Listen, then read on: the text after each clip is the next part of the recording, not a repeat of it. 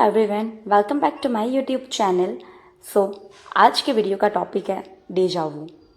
Video start करने से पहले अगर आपने मेरे चैनल को सब्सक्राइब नहीं किया है तो प्लीज़ सब्सक्राइब कर लीजिए and don't forget to hit that bell icon so that मैं जब भी वीडियोस अपलोड करूँ तो आपको नोटिफिकेशन मिलते रहे। Without wasting A time, let's start the video.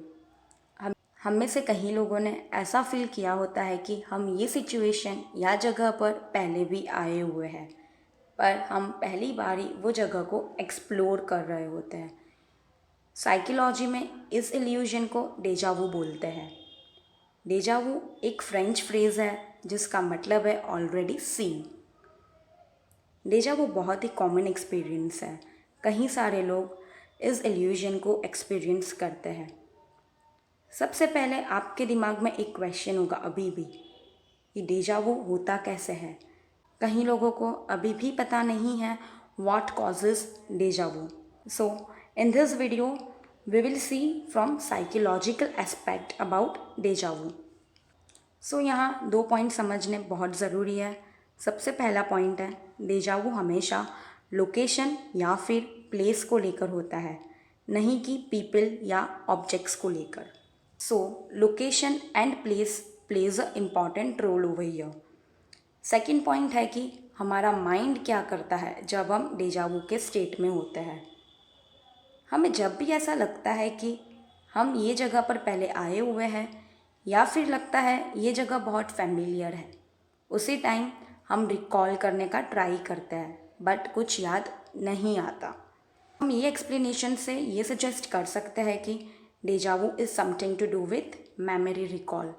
अब हम लोकेशन और मेमोरी रिकॉल को देखते हैं तो हम ये एक्सप्लेनेशन पर पहुंचते हैं कि जब हम कोई नई सिचुएशन में होते हैं तब हमारा माइंड अनकॉन्शियसली हमारे पास्ट की ऐसी ही कोई सिमिलर सिचुएशन को याद करता है और हम कॉन्शियसली उस पर्टिकुलर मेमोरी को याद नहीं कर पाते।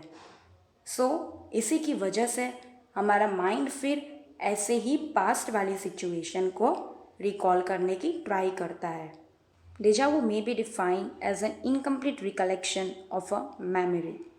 कई सारे रिसर्च और थियरीज भी है डेजा वू को लेकर, बट अभी भी क्लियर नहीं है कि क्यों कुछ मेमोरीज कम्प्लीटली रिकॉल नहीं होती। एक साइकोलॉजिकल एक्सप्लेनेशन ये भी है कि हमारे लॉन्ग टर्म मेमोरी में ऐसी कुछ मेमोरीज जो अच्छे से स्टोर नहीं होती, बहुत वेगली रजिस्टर्ड होती है। और साइकोलॉजी में एक फैक्ट भी है कि जो मेमोरीज पुअरली एनकोड होती है वो पुअरली ही रिकॉल होती है।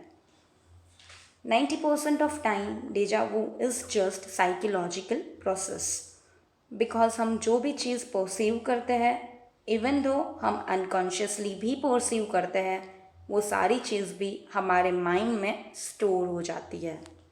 अगर हम एक एग्ज़ाम्पल से देखें तो हम जब एक रास्ते से पास होते हैं तब हमें लगता है हमने कुछ ज़्यादा कॉन्शियसली नोटिस नहीं किया है, पर हमारी आँखों ने जो देखा है वो स्टोर हो जाता है हमारे माइंड में। कॉन्शियसली स्टोर नहीं हुआ है पर it's there inside our head. ऐसे ही हमारे सारे 5 सेंसेस को लेकर है।